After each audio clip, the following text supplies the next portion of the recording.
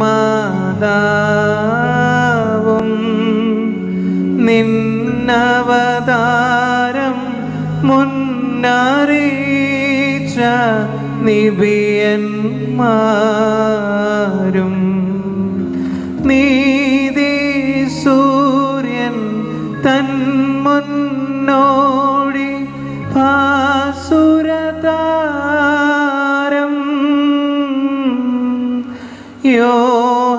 യോഹന്നാനും ഞങ്ങൾക്കായി